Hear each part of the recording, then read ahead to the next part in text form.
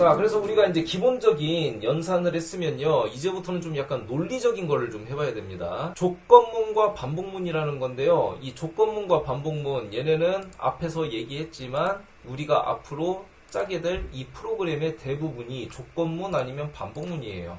그래서 이 두 개는 굉장히 중요합니다. 그리고 내가 앞으로 여러분들한테 이 얘기 많이 하겠지만요, 내가 중요하다고 강조하는 건요, 그만큼 많이 나오기 때문에 그냥 하다 보면 그냥 자연스럽게 하는 것들이 많아질 거예요. 자, 그래서 조건문과 반복문은요, 뭐 차이가 있다면 이런 거라고 봅니다. 만약 이럴 경우 어떻게 해야 됩니까? 라고 물어보는 게 조건문. 언제까지 해야 되나요? 라고 하는 게 반복문이라고 보면 돼요. 그러니까 조건문은 이거죠. 여러분들이 나중에 이제 취업을 했어요. 자, 그래서 만약에 두 군데에서 저한테 오퍼가 왔습니다. 어디를 가야 할까요? 라고 물어봤어요. 이건 조건문이죠. 그쵸? 그래서 만약에 네가 연봉을 뭐 3천 이상인 곳을 가라. 조건이죠. 조건 보는 거잖아. 또는 뭐 이런 게 되겠지. 만약에 칼퇴하는 곳을 가라. 그러면 칼퇴라는 조건이 붙어있는 것에 따라서 선택과 선택하지 않음이 나눠지니까 이건 조건문이 됩니다. 자, 언제까지라는 건 반복문이죠. 예를 들면 이거죠. 우리 자바 언제까지 하나요? 그쵸?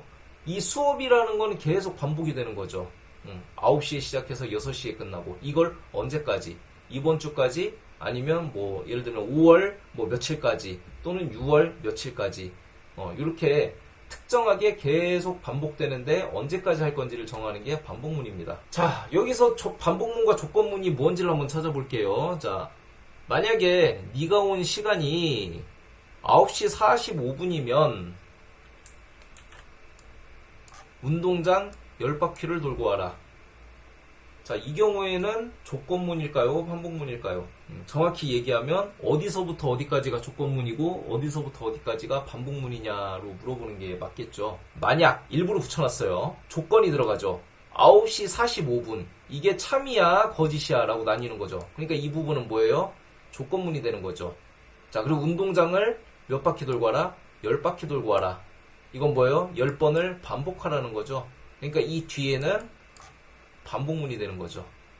그래서 조건문과 반복문의 차이입니다. 특정한 조건이 걸렸을 때 실행하고 조건이 걸리지 않았을 때 실행하지 않는다. 이게 조건문. 이거를 언제까지 계속해라. 이게 반복문. 자, 그 중에서 조건문에는요, 우리가 if문과 스위치문이라는 게 있습니다. 그래서 우린 둘 다 다뤄볼 건데요. 자, if문에 대해서 간략하게 한번 상황을 보겠습니다. 자, 어머니가 철수한테 심부름을 시켰다고 가정해보자 라고 했습니다. 자, 철수야, 가게 가서 두부 좀 사올래? 라고 했죠. 자, 이거는 어떤 조건이 없습니다. 그냥 두부 좀 사오라고 했어요. 자, 네 라고 대답하죠. 그런데 여기서 조건이 하나 나옵니다. 만약 두부가 없다면 순두부를 사오라고 돼 있죠. 있으면 순두부를 사올 필요가 없죠. 자, 이게 조건문입니다. 자, 그리고 참, 두부값이 올랐으면, 즉 두부값이 오르지 않았으면 그냥 사오면 되지만 만약에 올랐으면 외상으로 사와라. 이렇게 우리가 조건을 걸어주게 됩니다. 자, 근데 만약에 이러한 조건문이 없다라고 우리가 한번 생각을 해봅시다. 자, 그럼 어떻게 되겠습니까? 철수야, 두부 좀 사와 라고 해서 네 하고 철수가 갔어요. 근데 딱 보니까 두부가 없습니다. 그럼 어떻게 합니까? 우리는 없으면 다시 되돌아오겠지. 아니면 뭐 전화하든지. 자, 근데 프로그래밍 언어에 우리 그 컴퓨터는요, 멍청합니다. 딱 시키는 것만 해요. 그러니까 어떻게 돼? 두부가 없으면 거기 멈춰 서 있어요. 그냥 아무것도 하지 않고 멈춰 있습니다. 왜? 두부가 없을 때 어떤 행동을 하라고? 우리는 한 적이 없으니까. 자, 그래서 if문을 통해서 만약에 두부가 없으면 순두부를 사오라고 해줘야 됩니다. 자, 그리고 만약에 두부값이 올랐어요. 근데 여기에 대한 조건을 만약에 울리지 않았다면, 여기에 대한 조건을 추가하지 않았다면 얘는 어떻게 돼? 두부값이 500원인데 600원으로 올랐네요 라고 하면 철수는 마찬가지로 거기에 서 있습니다. 그냥.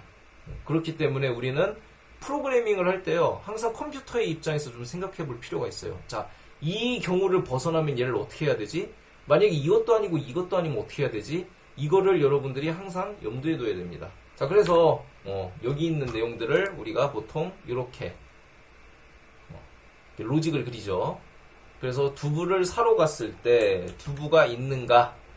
있으면 사오고 없으면 순두부를 구매하고, 자, 그 다음에 다시 와서 두부 또는 순두부 값이 올랐는가?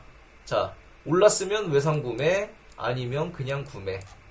그래서 요거 하나하나가 if문이 되는 겁니다. yes 또는 no에 따라서 바뀐다는 거죠. 자, 그래서 여러분도요, 이 if라는 건 생활 속에 굉장히 많습니다. 그래서 우리도 항상 만약 이럴 때 어떡하지? 만약 이럴 때 어떡하지? 이런 것들을 항상 염두에 둡니다. 그래서 프로그래밍에도 이런 만약을 대비하기 위한 if문이 존재하고, 아까 같이 우리도 수많은 if를 거쳐서 오는 거죠. 그래서 지금은 뭐 여러분들이 교육장까지 오지 않지만 여러분들이 교육장까지 온다라는 가정하에 어떤 if가 있었는지를 한번 생각해 보세요. 뭐 예를 들면 이런 거겠죠. 일어났어. 일단 이거부터 시작되겠지. 아, 오늘 갈까 말까? 가기로 마음 먹었습니다. 아, 옷은 어떤 걸 입지? 그쵸? if죠. 아침을 먹고 갈까? 먹고 가지 않을까? 엘리베이터를 탈까? 계단으로 갈까? 버스를 탈까? 지하철을 탈까? 뭐 3-3에서 탈까? 뭐 3-4에서 탈까? 엄청나게 많은 if가 있죠.